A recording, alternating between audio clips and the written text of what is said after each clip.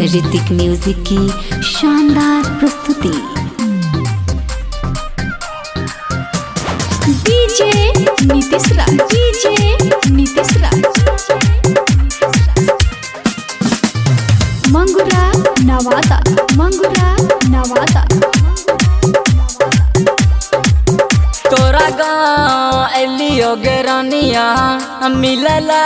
खगहरिया गे लाछी ओला करी लकठे लगहरिया गे सरते दुपहरिया गे रानिया एक झलक दिखला जो ए भांगा फूटा लोहा टीना लास्टिक प्लास्टिक ग्लास दाजो प्याज लाजो हाँ हाँ हाँ हाँ हाँ हाँ लाल प्याज लोहा दाजो गेला जो लाल प्याज लोहा दाजो गेला जो अरे भाई लागै छै हमर माल मिल नहीं त की रे नीला जे आइल गरनिया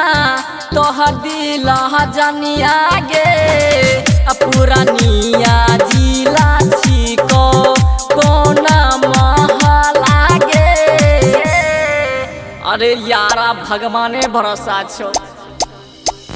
सोचे छिए भोला बाबा जला दिकराबा रानिया से हमारा मिलन महराम नहीं त जाना जा जब फसरी लगा के लोहा बेची बेची गाना गाब छिए राम, गाब छिए राम, गाब छिए राम। 1 मिनट भाभी,